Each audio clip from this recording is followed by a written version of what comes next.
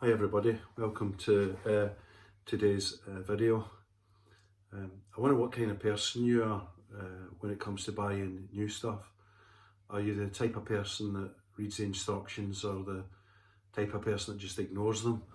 I know that when I look at our household, whenever we buy anything new, my son Craig just opens up the box, takes out whatever it is, and then starts putting it together or hooking it up, whatever it is. Others of you will take the instructions out the box and follow them quite clearly, and then put the thing together. If it's me, I take out the instructions and I don't have a clue what I'm doing, and I try and find someone else to do them. It's very, very easy to rush into stuff and become complacent and to make the wrong decision. I was reminded just last week about that.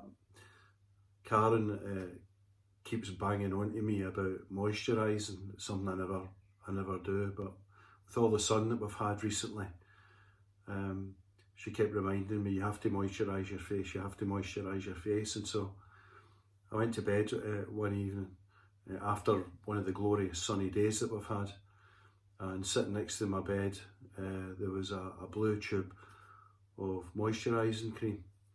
And so I thought I'd get brownie points and put the moisturising cream on. So as I got into bed, I reached over and put the moisturising cream on, rubbed it all into my face.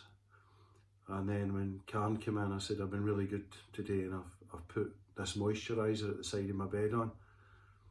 And she said, what moisturiser is that? So I reached over to have a look and I actually discovered that it wasn't moisturiser, it was actually shaving cream.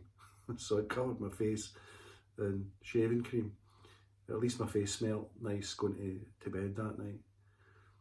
And so it's easy to think we know it all and become complacent, and I suppose that's true in our country, and one of the dangers in our country at the moment, that with other countries opening up, that we all decide, yeah, let's just join them, and that would be a shame when you think there's so many people who have lost their lives. It's also easy for us to become complacent in our spiritual lives, to have all this time to be doing loads and yet not taking care of our spiritual lives. I was reminded the other evening of the story of Martha and Mary, and how Mary sat at Jesus' feet. Martha was preoccupied with other things, and I think that's probably one of the dangers we face at the moment. All of us are rushing about. We've got immaculate gardens now.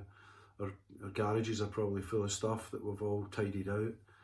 And the problem is that we busy ourselves with all of that, and at some stage find that we haven't actually sat at the feet of Christ. And so my encouragement to us this morning is not to be complacent, but to carry on and to carry on following the government guidelines, to carry on following God's guidelines for our lives, that we might find a place before Him, a place where He can meet with us, a place where we can find His presence, and more than that, find His security.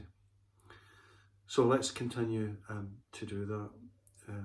We've put out a number of different people for prayer. I want to mention one person today, and that's Cynthia Prince's daughter, Michelle.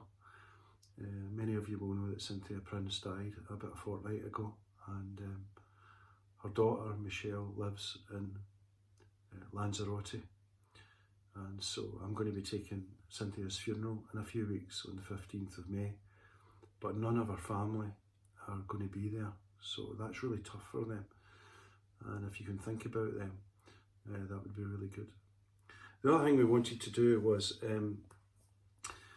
following on from pictures of pets, we thought it would be really good if people wanted to send in pictures of what you've been doing during the lockdown. So whether it's do-it-yourself pictures, whether you're out in the garden or whatever, why don't you send your favourite pictures in? I have a favourite picture here. This is my favourite picture at the moment. As you can see, this is our granddaughter Savannah. The thing to notice about this picture is how much she looks like me, and how much she takes her good looks after me.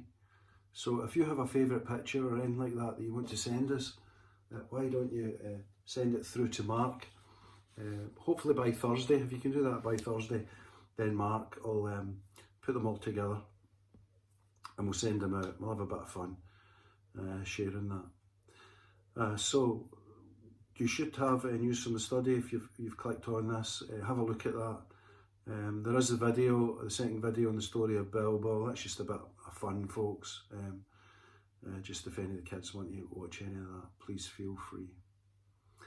So it's almost coming up to 11 o'clock, and today there's going to be that minute's silence for those who've been serving us in the front line and who've died. Why don't we just take a moment to pause and to think about them.